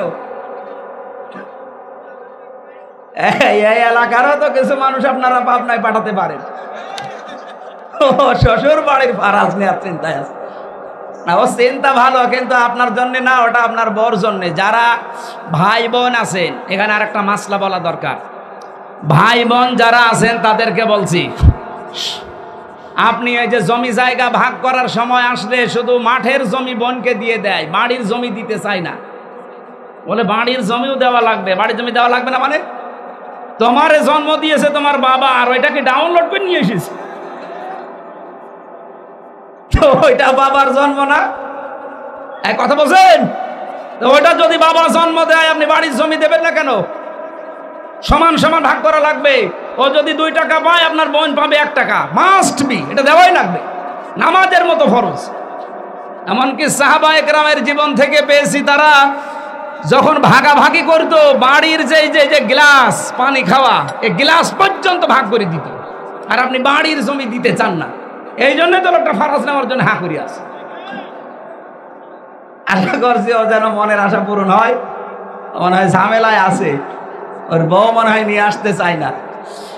না, আপনার বউ যদি আসে মহিলা প্যান্ডেলে অবশ্যই নিয়ে আসবেন, আপনার ভাগ এটা। ওঠে কোনটা কয়টা? প্রসাব পায়খানার জন্য গেলে যেতে পারে। আর যদি খুব বেশি নেশা লাগে বিড়ি খেয়ে চলে আসবে। না, অনেকের এমন নেশা, ও আমি তো জেলখানায় দেখেছি, অনেক খাবার দেবেন না অসুবিধা নেই, বিড়ি দেওয়া লাগবে। আর গাঁজা, এমনও শয়তান পেয়েছিলাম, শয়তান ভেতরে যে গাঁজার গাছ লাগিয়েছে। জেলার একটা হিন্দু দেবদুলাল এসে বলছে, এই গাঁজার গাছ কোথায় পেলি? বলছে স্যার ওই যে আদালতে নিয়ে যায় আমারে মাঝে মাঝে হাজিরা দিতে। আমার তো কিছু শুভাকাঙ্ক্ষী আছে, আসার সময় তারা এই পোটলা দেয়, দু একটা ধরতে পারি, ওইগুলো নিয়ে এসে বোতলের মুখ কেটে ওর ভেতরে মাটি ভরাট করে 2 মাস আগে এই বীজগুলো লাগিয়েছি, দেখেন কত বড় হয়েছে। জেলারে বলছে বেটা তোরে তো স্বর্গে দেওয়া লাগবে, পুলিশ তোরে ধরে জেলে দিয়েছে, তুই গাঁজা খাস এই কারণে, আর তুই ভেতরে এসে জেলখানায় গাঁজার গাছ লাগিয়েছিস। যেন নেশা যাদের যতই টাইট করেন হবে না, যেন বিড়ি খাওয়ার নেশা যদি গ্রাম অঞ্চলে থেকেই থাকে, খেয়ে আবার চলে আসবেন। আসবেন তো? হ্যাঁ, ওদের বলছে আসবো, ঠিক আছে, আসনে আসে। তাছাড়া বাকি কারণে আধা ঘন্টা আর উঠবেন না, থাকবেন না। আর একটু মাসলাটা হচ্ছে মেয়েদের নিয়ে, মেয়েরা এসেছে। সম্মানিতা মা বোনেরা, আপনার স্বামীকে আপনি এটা জানাবেন। হয়তো লজ্জার কারণে এই বিধানটা আপনি অনেকে মানতে পারে না। আপনার মেয়ে যদি বালেগা হয়ে যায়, বিশেষ করে তার শরীর খারাপ হয়, যদি 10 বছরে হয়, 11 বছরে হয়, 12 বছরে হয়, 13 বছরে হয়, 14 বছরে হয়, হোক। আমার মেয়েটা 11 বছর বয়স, 13 বছরে যদি তার শরীর খারাপ শুরু হয়, ওর পর থেকে তার উপরে নামাজ রোজা ফরজ। এরপরও যদি লজ্জার খাতিরে, হ্যাঁ আমি স্বামী, আমি হয়তো জানি না, কিন্তু আমার স্ত্রী তো জানে, সে যেন তার স্বামীকে বলে যে আপনার মেয়ে কিন্তু এই অবস্থা। এরপরে যেন অন্তত ফজরের নামাজ, ফরজ নামাজ যেন বাদ না দেয়। আপনি বাবা এবং মা দুইজনেই টাইট দেওয়া লাগবে। অনেকে বলে ও তো নামাজ ফরজ হয়নি, বাবা তো জানেই না যে নামাজ ফরজ হয়েছে কিনা।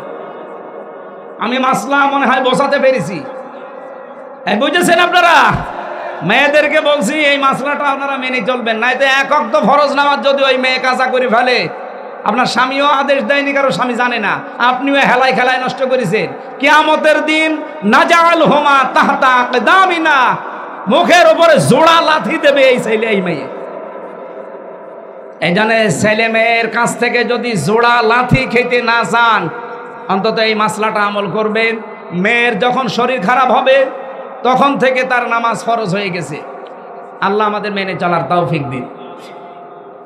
রাসূলের উপরে দরুদ আর সালাম পড়ে আমরা একটা আয়াত পড়েছিলাম সূরা কাসাস থেকে। কাসাস শব্দের অর্থ কাহিনী। আল্লাহ নিজে কাহিনী বর্ণনা করছেন, অবশ্যই এর ভেতরে কোনো হাকিকত আছে। হাকিকত নেই? নাহানু নাকুসসু আলাইকা আহসানাল কাসাস, রব্বুল আলামিন বলেন আমি তোমাদেরকে একটা উত্তম কাহিনী শোনাতে চাই। আর আমরা এখন যে কাহিনী শুনবো এটা ওই ইউসুফ নবীর কাহিনী না, এটা মুসা নবীর কাহিনী। হাজার হাজার বছর আগে এই ঘটনা ঘটেছিল। রব্বুল আলামিন এখন আমাদেরকে কেন শোনাতে চাই, এর ভেতরে হিকমত কি? আমি বাংলাদেশের সাথে আয়াতটা মিলিয়ে দেখলাম, বিশেষ করে এই 2025-এর সাথে 100 ভাগ মিলে যাচ্ছে। যদি 100 ভাগও না মেলে, গত কালকের যে দৃশ্য বাংলাদেশ দেখিয়েছে অলরেডি 98 ভাগ মিলে গেছে, বাকি 2 ভাগ মিলবে ইনশাআল্লাহ। আল্লাহ আরম্ভ করছেন তাসিম মিম, হরফে মুকাত্তাআত, বিচ্ছিন্ন হরফ। এগুলোর অর্থ পৃথিবীতে কেউ জানে না। কোন কোন মুফাসসির একটু টাচ দিয়েছেন, ওইটাও সঠিক না। আমরা একবারে বলবো আল্লাহু আ'লামু বিমুরাদিহি, এর আসল অর্থ জানে কে? এবার আরম্ভ হচ্ছে পরের আয়াত দিয়ে, তিলকা আয়াতুল কিতাবিল মুবিন। এই আয়াত সমূহ, আয়াত বহুবচন, এই আয়াতগুলো এমন কিতাবের, এটা কোনো গোপন কিতাব না, স্পষ্ট কিতাবের আয়াত। আজ বাংলাদেশে বহু জায়গায় ভণ্ডের এখনো পর্যন্ত তাদের মতিগতি চলছে। তাদের এই কাজ কারবার দেখে রাজবাড়ির নোরা পাগলার কবরটা কিন্তু আগুন লাগিয়েছে। এমন এমন কথাই লোকটা বলে গেছে, বলে মুহাম্মদের উপরে যে কোরআন নাজিল হয়েছে তার চাইতে আমার কাছে অন্য ওহী আসা আরম্ভ হয়েছে। বলেন নাউজুবিল্লাহ। রব্বুল আলামিন বলেন, আমি এমন কিতাব রাসূলের উপরে দিয়েছি, কিতাবের আগে আলিফ লাম দিয়ে এটা নির্দিষ্ট করে দিলেন। শুধুমাত্র এটা নির্দিষ্ট করায় না, মুবিন দিয়েছেন। মুবিন কোন কিতাবকে বলা হয়? আলহামদুলিল্লাহিল্লাযী আনজালা আলা আবদিহিল কিতাবা ওয়া লাম ইয়াজআল লাহু ইওয়াজা। আল্লাহ পাক বলেন, প্রশংসা আমার এই কারণে, কারণ আমি আমার বান্দার উপরে কিতাব দিয়েছি, এমন কিতাব যে কিতাবের ভেতরে কোনো জড়তা নেই, বক্ষতা নেই, কোনো গোপন কথা নেই। 100টার 98টা দরবার থেকে মারেফতের কথা আসে, এগুলো আসলে মারেফত না, এগুলো মায়ের পথ। মানুষ মারার পথ বানিয়েছে তারা, মানুষের ঈমান নষ্ট করার, মানুষকে কাফের বানানোর পথ এটা। আপনারা যদি ওই রকম কোন ধাঁচের মানুষ থাকেন, রাগ করবেন না। কোরআনে কোনো গোপন কথা আল্লাহ দেয়নি, যা দিয়েছে সব স্পষ্ট কথা। ওই যে 29টা যে হরফ আছে ওইগুলো বাদ দিয়ে কোরআনে কোনো গোপন কথা নেই। কোরআনে যত কথা আছে আল্লাহ সব ওপেন করে দিয়েছেন। এই জন্য আমরা দেখেছি কোরআনের কাছে যারা আজ পর্যন্ত এসেছে এই নাজিল হওয়ার পর থেকে, আপনি দেখবেন এই 1500 বছর হয়ে গেল, কোনো মানুষ কোরআনের কাছে যারা আসে তারা আর গোপন থাকতে চায় না, তারা ওপেন হতে চায়। আপনি হযরত ওমরের দিকে তাকান, উনি যখন কোরআন পড়েছেন, ইন্নানি আনাল্লাহু লা ইলাহা ইল্লা আনা ফা'বুদনি ওয়া আকিমিস সালাতা লিযিকরি। যেহেতু আরবি ভাষা তার নিজের ভাষা, উনি পড়লেই বুঝতেন কি পড়ছে। বোঝার পরেই তিনি ঘোষণা দিয়েছিলেন, হে রাসূল, কোরআন সত্য না মিথ্যা? নবীজি বললেন সত্য কিতাব। উনি বললেন সত্য জিনিস আর গোপনে আমি রাখতে চাই না, আপনি একটু অনুমতি দেন, আমি এই সত্য কিতাবের পক্ষে একটু মিছিল দিয়ে আসি কাবার চত্বরে। মাত্র 40 জন মুসলমান হয়েছিল ওই পর্যন্ত। তিনি ওই 40 জনকে নিয়ে একটা মিছিল দিলেন কাবার চত্বরে। লিল্লাহি তাকবীর। কাফের মুশরিক যারা ওই জামানায় ছিল, ঘর থেকে মুখ বের করে দেখে এত বড় বুকের পাঁঠা কার? কাবার চত্বরে আল্লাহর তাকবীর দেয়। তাকিয়ে দেখে সামনের কাতারে হযরত ওমর। তাড়াতাড়ি ঘরের দরজা জানালা বন্ধ করে বলছে, দরকার নেই, ওর সামনে গেলে মাথা থাকবে না। কোরআন যারা পড়ে, যারা বোঝে, এর কাছে যারা আছে, এদের স্বভাবই ওপেন হওয়া, এরা গোপন থাকতে চায় না। আর বাংলাদেশে আজ আমরা 54 বছরে দেখি অনেক আলেম পর্যন্ত বলে, হুজুর দোয়া করেন, আমি গোপনে আছি। এটা একটা টাটকা নির্ভেজাল শয়তান। গোপনে থাকবে মানে? আমি সেদিন আলমডাঙ্গা ওলামা সমাবেশে এই কথাটা তুলেছিলাম। এখনো পর্যন্ত বাংলাদেশের অনেক আলেম আছে, তারা এখনো এই চিন্তায় আছে, যদি ওপেন ভাবে কোরআনের পক্ষে কাজ করি, আর যদি এবার ইসলাম না আসে তাহলে আমার ইমামতি থাকবে। তো আপনি ইমামতি নিয়ে আসেন, আর আপনি এই বিশ্বাস কেন করেন যে ইসলাম এবার আসবে না? আপনার তো 100% বিশ্বাস হওয়া দরকার যে ইসলাম এবার বাংলাদেশে কায়েম হবেই হবে, হবে ইনশাআল্লাহ।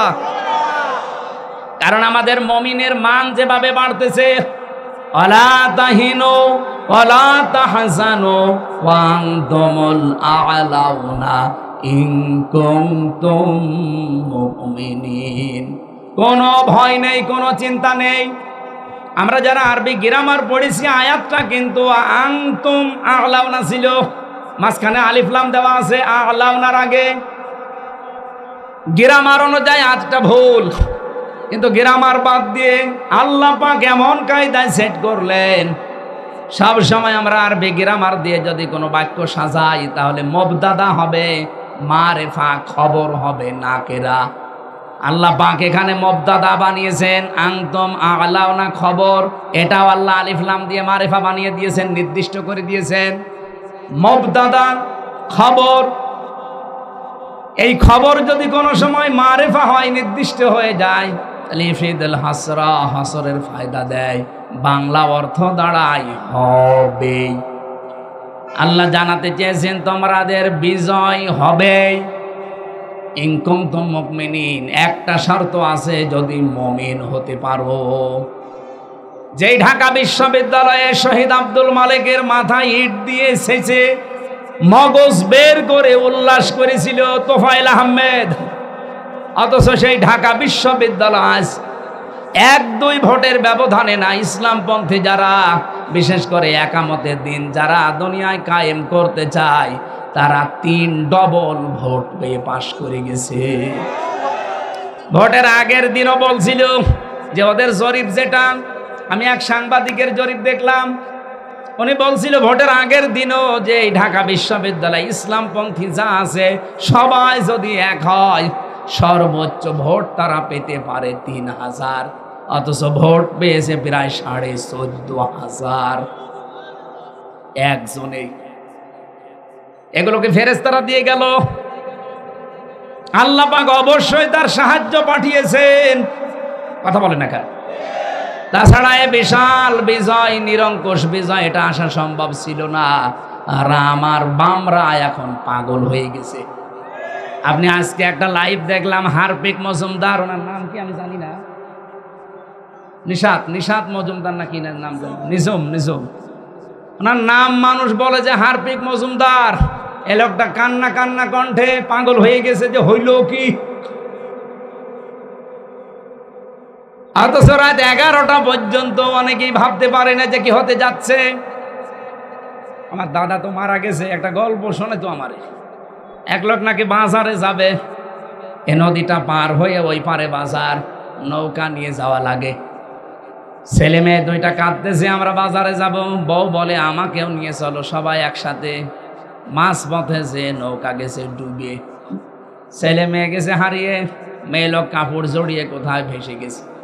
ওই লোকটা বহু কষ্ট করে গেছে ডাঙ্গায়। নদীর কিনারা দিয়ে যারা যায় বলছে আপনি চিন্তা করবেন না, নৌকা আপনার আবার হবে। ছেলে মেয়ে মারা গেছে, আবার বিয়ে দিলে ছেলে মেয়ে হবে। লোকটা এবার মুখ তুলে বলছে আমার ছেলে মেয়ে মারা গেছে, আমি ভাবতেছি না। বউ মারা গেছে, তাও ভাবতেছি না। নৌকা হারিয়ে গেছে, তাও ভাবতেছি না। ভাবতেছি আমার হইল কি, আমার এ কি হইল। আমার তো মনে হচ্ছে ডাকসুরাই নির্বাচনের পরে অনেকের মাথায় অলরেডি বাস পড়ে গেছে যে হইল কি। যারা এতদিন পর্যন্ত আশায় বুক বেঁধেছিল যে 240টা সিট আমরা এমনি পাবো, যেখানে 14,500 আর 5,000, তারা কালকে থেকেই চিন্তায় নেমেছে। ওই মাঝির মতো যে আমার হইল কি। দাদা তো বেশি নেই, গল্পগুলো আমার মনে হয় বাস্তবের সাথে করে মিলে যায়। আল্লাহ পাক বলেন কেন এই কিতাব থেকে তোমাদেরকে শোনাচ্ছি জানো? আপনি দেখেন তো বাংলাদেশের সাথে এবার মেলে কিনা। আমার তো তাফসীর পড়ার পরে দেখি একেবারে খাপের খাপ মিলে যায়। নাতলু আলাইকা মিন নাবাই মূসা ওয়া ফিরআউনা বিল হক। নাতলু আমরা তেলাওয়াত করছি আপনার কাছে, মিন নাবাই মূসা ওয়া ফিরআউন, মূসা আর ফিরআউনের কাহিনী, বিল হাক্কি যথাযথভাবে সত্য সহকারে, লিকাউমি ইউমিনুন যারা বিশ্বাসী, যারা ঈমানদার, তাদের এই ঘটনা শুনলে কিছু না কিছু উপকার হবে। কি হবে একটু দেখেন। ইন্না ফিরআউনা আলা ফিল আরদি, অবশ্যই ফেরাউন অবাধ্য ছিল জমিনে। ফেরাউন কি ছিল? আরো জোরে। শুধু অবাধ্য ছিল না আল্লাহর, সে ছিল সীমা লঙ্ঘনকারী। আলা শব্দের শাব্দিক অর্থ হচ্ছে সীমা লঙ্ঘনকারী। বর্ডার ক্রস করে চলে যায় এমন মানুষকে আলা বলে। আল্লাহ পাক বলেন কি করেছিল এই ফেরাউন জানো দুনিয়ার মানুষেরা? ওয়াজাআলা আহলাহা শিয়া ওই দেশের মানুষকে সে দলে দলে বিভক্ত করে রেখেছিল।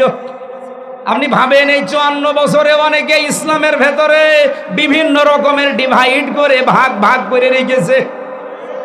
এই কথা বলে না কেন? শুধু টপিওয়ালাদের ভেতরে 42টা দল, জেনারেলের ভেতরে সব মিলে আমি পেয়েছি 73টা।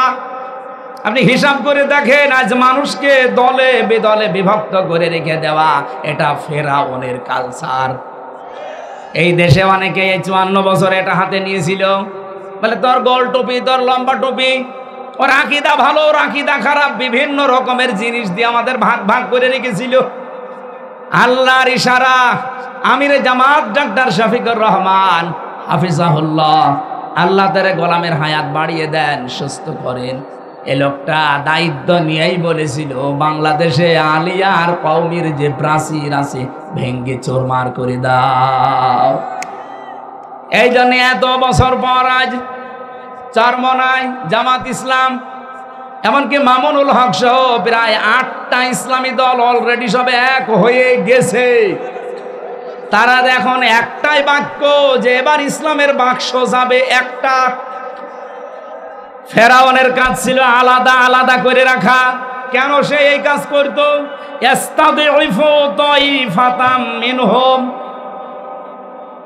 সে দুর্বল করে রেখেছিল তাদের ভেতরে একটা দলকে। আজ ভাবেন বাংলাদেশে বিশেষ করে এই 15.5 বছর শুধুমাত্র টুপি মাথায় দেওয়া মানুষদেরকে দলে দলে বিভক্ত করে ছেড়ে দেয়নি। এই টুপিওয়ালাদের ভেতরে একটা দলকে কিন্তু টার্গেট নিয়েছিল হাসিনা। আরে টার্গেট নেওয়ার পেছনে কারণ ছিল দাদারা, ওরা ওখান থেকে টিপস দিত। ওইটা অনুযায়ী এই দেশের 42টা দল শুধু টুপি মাথায় দেওয়া, কোন দল এত টার্গেট ছিল না। শুধুমাত্র একামতে দিনের এই কর্মীরা যত টার্গেট ছিল, এর সব চাইতে বড় টার্গেটই ছিল এইটা। কি করেছিল সে? ইউযাব্বিহু আবনাহুম ওয়া ইস্তাহয়ি নিসাহুম, সে তাদের পুরুষদেরকে মেরে ফেলতো, মেয়েদেরকে বাঁচিয়ে রাখতো। এর আধুনিক একটা অর্থ আছে, পুরুষদেরকে মেরে ফেলা, মেয়েদেরকে বাঁচিয়ে রাখা মানে কি? এই দেশে একামতে দিনের যত কর্মী আপনি দেখেন, এই 15.5 বছরে তারা বড় কোনো জায়গায় চাকরি পায়নি। আমার নিজের যোগ্যতা আছে, এরপরও আমি এই চেয়ারে বসতে পারবো না। আমার চাইতে 10 নাম্বার যে সে এসে টাকা দিয়ে এই দলীয় পরিচয় এই চেয়ারে বসবে, এক কথা বলে না কেন? এটার দ্বারা একটা পুরুষকে মেরে ফেলা না বলেন তো? ওই জামানায় ফেরাউন পুরুষ মানুষই মেরে ফেলতো, আর এই লেডি ফেরাউন এই কাজ করেছিল। যোগ্যতা থাকার পরও হামজার চাকরি হবে না, যোগ্যতা থাকার পরও রাসেলের চাকরি হবে না, এটা এক প্রকার মেরে ফেলা। ওয়াস্তাহয়ি নিসাহুম, মেয়েদেরকে বাঁচিয়ে রাখা মানে কি? আজ মেয়েদের ঘরে ঘরে চাকরির ব্যবস্থা করে বেপরদা লাইন করে তাদের পেট পিট নষ্ট করে জারুর সন্তান জন্ম দিত। ব্যারাকের নামে আপনি চিন্তা করেন, এক জায়গায় নারী পুরুষ থাকে। একটা মহিলা তার স্বামীর কাছে থাকে মাত্র 8 ঘন্টা, আর বসের কাছে থাকে 16 ঘন্টা। মেয়েরা যার কাছে সময় বেশি দেয়, মহব্বত তার সাথে বেশি হয়। এই জন্য অবস্থাও যাচ্ছিল ওইদিকে। আমি নিচে নামতে পারলাম না। আল্লাহ বলেন মেয়েদেরকে সে বাঁচিয়ে রাখতো, আমাদেরও বাঁচিয়ে রাখার অর্থ এখন আমি এইটা পেয়েছি, ইন্নাহু কানা মিনাল মুফসিদিন, অবশ্যই সে ছিল স্বৈরাচার, ফ্যাসাদ সৃষ্টিকারী, বিশৃঙ্খলাকারী, সন্ত্রাসী। আল্লাহ এতটুকু বলে যদি শেষ করে দিতেন, আমি এর পরের আয়াত আর পড়তাম না।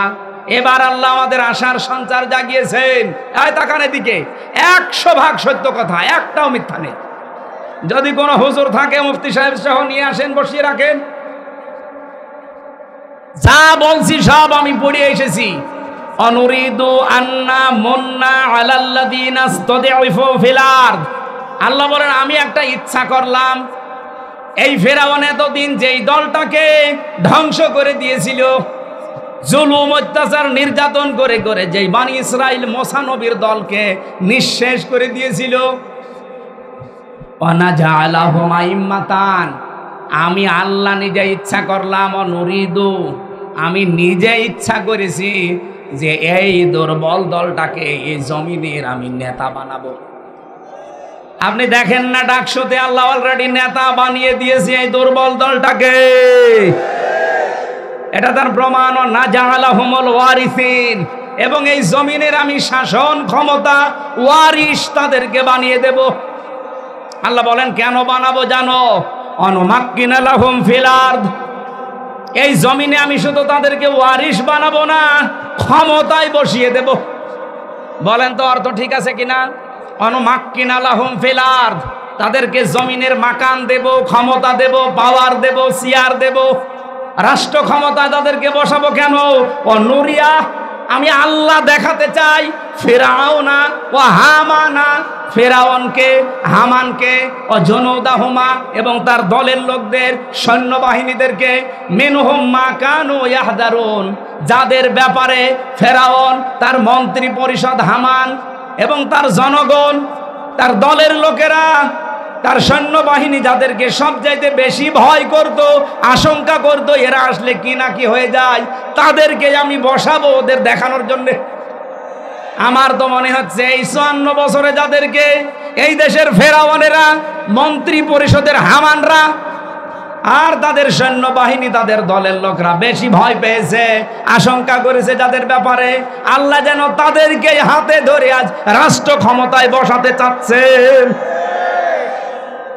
আল্লাহর এই ইচ্ছা পূরণ হবে না হবে না? বাধা দেওয়ার কেউ আছেন? কারা কারা বাধা দিতে চান হাত তোলেন। ইন্না রাব্বাকা ফাআলুল লিমা ইউরিদ, আপনার রব যদি একবার কোনো কিছু ইচ্ছা করে ফেলে, তামাম দুনিয়া একদিকে হলেও বাধা দেওয়া সম্ভব না। সুতরাং আল্লাহ যখন ইচ্ছা করেছে, আর আয়াতগুলোর সাথে যখন আমরা দেখতে পাচ্ছি মিলে যাচ্ছে, কোনো ভয় করবেন না। আরে ভাই, কোন ছেলে যদি মাইক হাতে নিয়ে চিল্লায় যে আমার বাবার সম্পদ আমি পাই কি না পাই, মানুষ বলবে ওটা পাগল না মাথা খারাপ। তোর বাবার সম্পদ উত্তরাধিকারী সূত্রে তুই পাবি না, এলাকার লোক পাবে। সময় একটা আল্লাহ তুলে দিয়েছে, ঝড় উঠেছে, এরপরেও যদি আপনার মনের ভেতরে আশঙ্কা হয় যদি না যায় মানে ইসলাম আসবে না 92% মানুষের দেশে, মুসলমানের দেশে কি আসবে?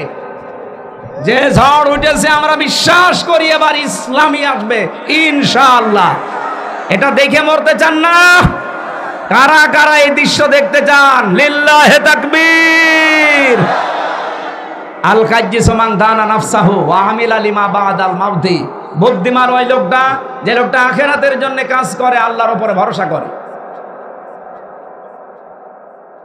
এরপরে ওই লোকটা আহাম্মক, পাগল, নির্বুদ্ধিতার পরিচয় দেয় যে আখিরাতের কোনো কাজ কারবার নেই, অ্যাক্টিভিটিস নেই, কোনো শ্রম নেই আখিরাতের জন্য, আন্দাজে ভরসা করে আস যে আল্লাহ আমারে মাফ করে দেবে না। এই পাগলামি করা যাবে না। যে যেখানে আছেন ওই জায়গা থেকে চেষ্টা চালান আপনার আখিরাতের পুঁজি তৈরি করার, বাকি সফলতা দেওয়ার মালিক আমার আল্লাহ।